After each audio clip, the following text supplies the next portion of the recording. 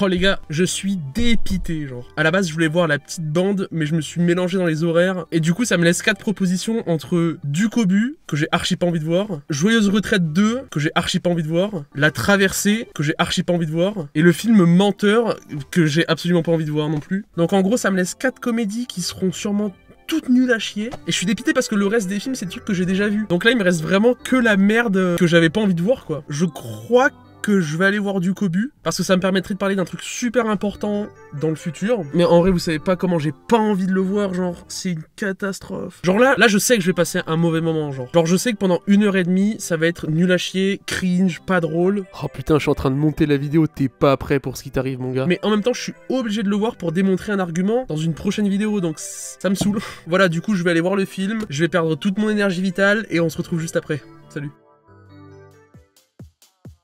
Oh, je vais péter un câble, gros. C'est une catastrophe.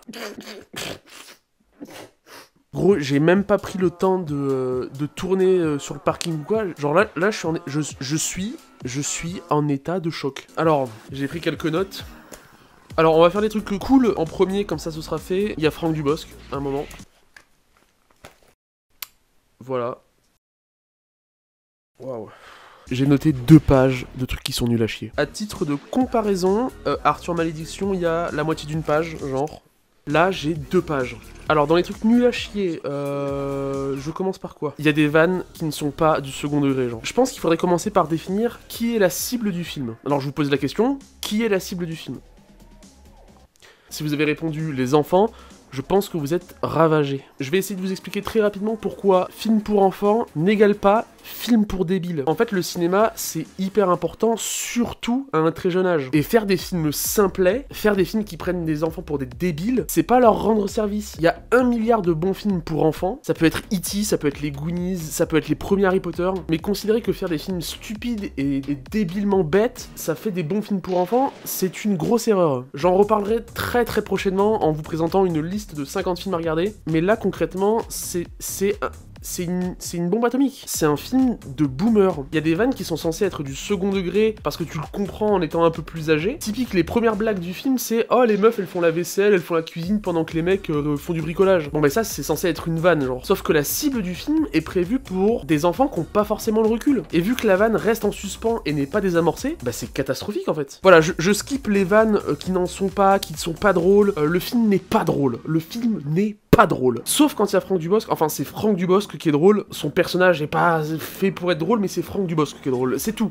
Le reste du film n'est pas drôle. Encore un point qui indique que c'est un film fait par des boomers. Frère, on est en 2022, là je tourne, on est le lundi 25 au soir, gros. Il y a encore le générique au début du film, gros. Si votre but c'est d'accrocher les enfants pour qu'ils puissent avoir de l'attention et rester, gros, tu fous pas 3 minutes de générique au début. C'est débile, faut pas faire ça en fait. Surtout que, depuis les dernières années où on a l'habitude d'avoir des scènes post-génériques, gros, à la fin du film, moi je me suis juste levé, je suis parti. Il y a peut-être des scènes de fin, j'en ai rien à foutre, gros. Donc ouais, ça c'est vieux, c'est un vieux film, quoi. En fait, je sais pas si c'est parce qu'il y a une malédiction autour des films tirés de bandes dessinées qui sont faits en live action, mais ça pue la merde. À chaque fois, gros. À chaque fois, ça pue la merde. Alors, je mets Tintin et Le Secret de la Licorne à part parce que, bah déjà, c'est un Spielberg, donc il sait faire les films pour enfants. Et surtout, c'est de la motion capture, donc techniquement, c'est pas du live action. Oh là là, et ça joue mal. Et ça joue mal. Oh là là, j'en ai parlé dans la vidéo d'avant, mais les enfants qui jouent... Est-ce que c'est tous les enfants français qui savent pas jouer la comédie, genre? Les enfants ne savent pas jouer. Et là, c'est catastrophique. Les adultes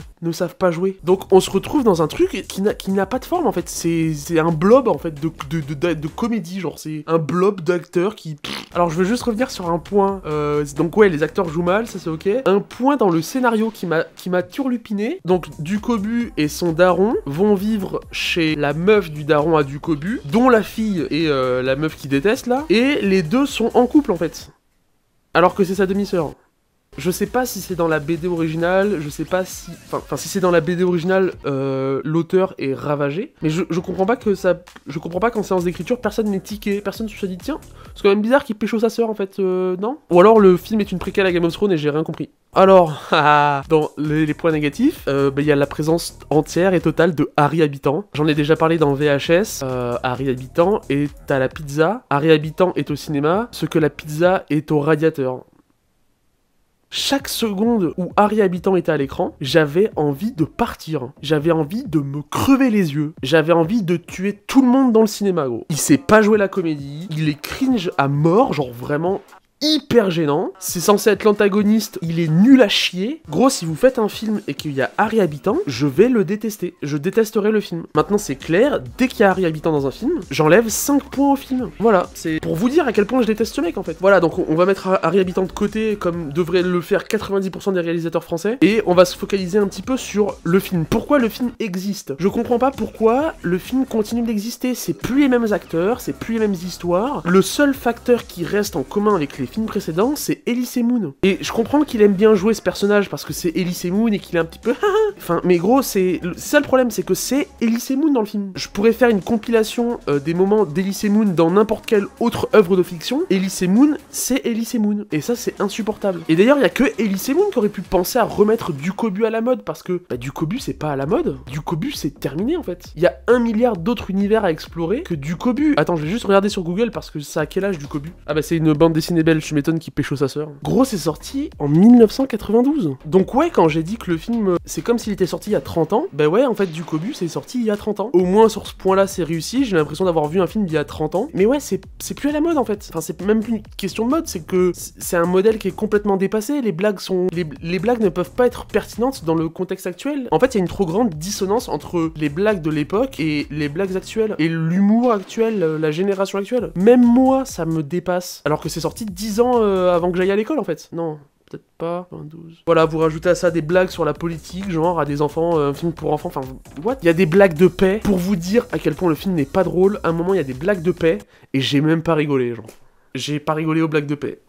C'est juste, c'est les émotions. Parce que c'est pas que des blagues de paix, hein, c'est des blagues de paix, et en fait, c'est du code morse, et genre, c'est la prof de musique qui traduit le morse en paix parce qu'elle a l'oreille musicale, genre.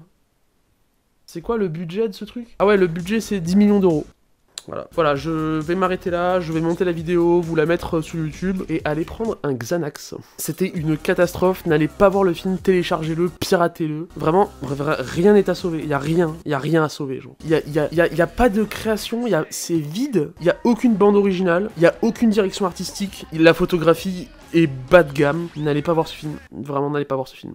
Voilà, j'espère que vous aurez pas trop badé, parce que c'est effectivement une catastrophe. Nous, on se retrouve normalement lundi qui arrive pour les sorties de la semaine, parce que bon, cette semaine, vous avez vu, j'ai pas sorti de truc, il y avait rien de fou. Si, j'irai peut-être voir Crypto et les super animaux, ça a l'air stylé. Et je vais essayer de travailler sur une vidéo un petit peu plus longue pour vous expliquer quels films pour enfants sont cool, et ce que vous pouvez montrer à vos gosses, si jamais il y a des adultes dans le tas, là, qui nous regardent, et qui aimeraient faire découvrir le cinéma à leurs enfants, sans forcément passer par des merdes comme celle-là, genre. Voilà, je vous souhaite de passer une très belle semaine, et à bientôt. Salut.